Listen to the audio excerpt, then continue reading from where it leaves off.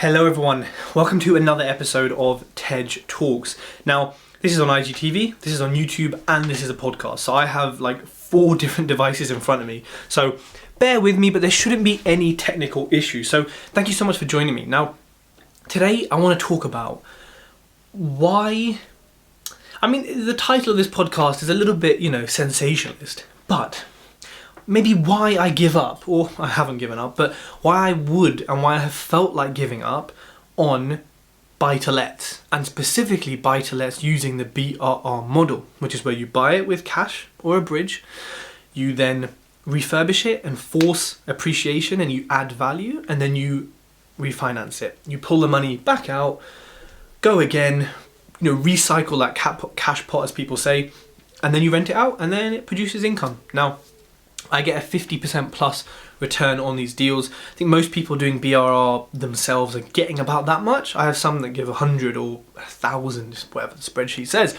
but a very healthy return on that money left in. So essentially using that strategy, what I found is that it blows your mind, right? Because it's incredible. You put money in, yeah, you need a chunk to start with, but you put that money in, you do some stuff, and then X many weeks, months later, whatever, you get all your money back. And so all you've actually invested, or that's left in that investment as it's called, is, whatever few thousands of pounds or tens or however you work it out, that's in there. So I've got houses now that the rent has actually paid for the money that's left in. So they're free houses. All I have is equity. If I sell it, that's pure 25% profit. That's pretty cool. So, the theoretical part behind it and the reality of it is amazing, Like how can you buy a house and then basically have nothing left in it, or such a small amount? It's incredible, Where else could you put £5,000, which is what I aim to leave in, and get a 50% return on that? With appreciation. I don't think you could, and have the security of tenants is tricky, but of bricks and mortar. So for me, it's incredible in that sense. But I think where it really gets frustrating is, one, you need multiple of them, right? So I say each one, on my e-learning, I go through it, brings in 250 to 350 a month. To be honest, most of mine are 300 to just under 400. Because I'm pushing market rents in most of them. And you kind of look at that and say, look, I'm not going to scoff at it. It's money. I'm not going to complain. But then sometimes you think, maybe I am going to complain, because the amount of work that goes into it to get 300 a month, to get just under 4k a year, before tax, by the way, tax is independent, so I'm not going to go into that. Don't give me comments, oh, what about tax though? Speak to your tax advisor for that. And you just think, like, all that work, all that effort, yeah, you're still getting a 50% return, so fair enough, just to get 300 quid a month. So in that sense, it can feel a little bit look,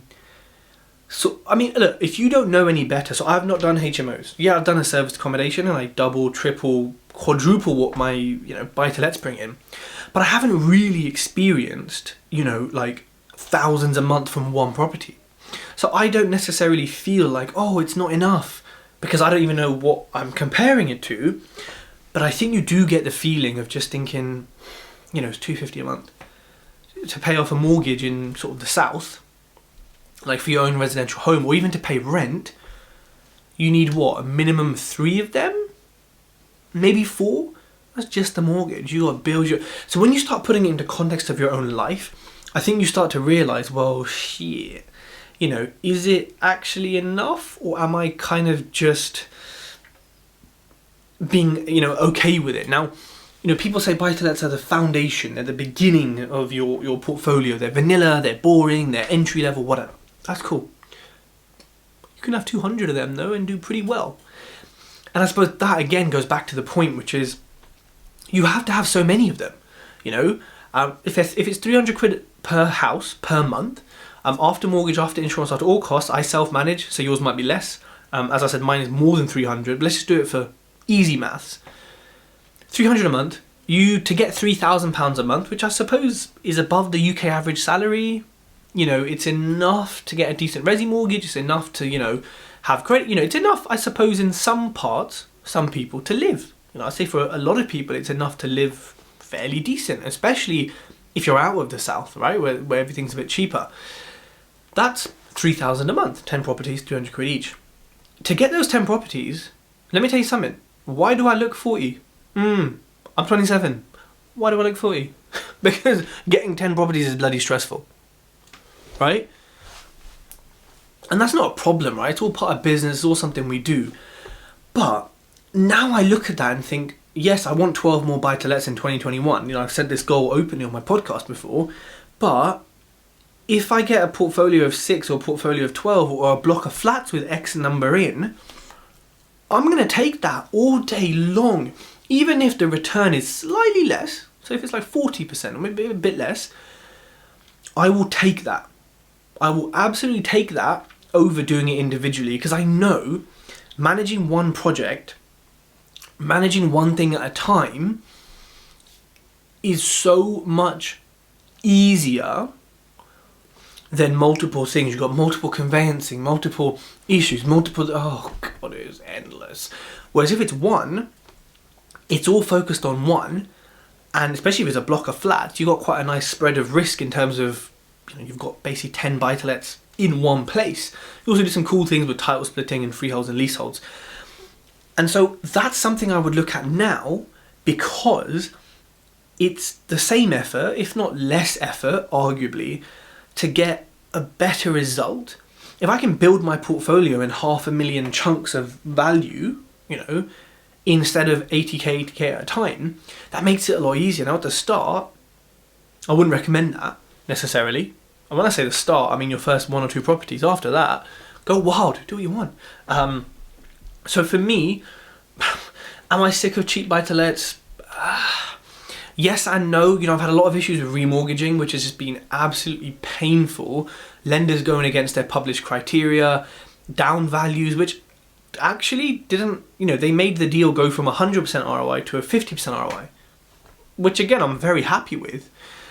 But, it was below their minimum loan size. And then this, and I've had so many issues with kind of below 75k, around 75k issues. And I speak about it in my book as well, that, when I now go for BuytoLets, I'm going to aim for the more end value of 100k plus. Now, the yield or the return for rent versus purchase price isn't necessarily as good as the cheaper ones, but the headache is less.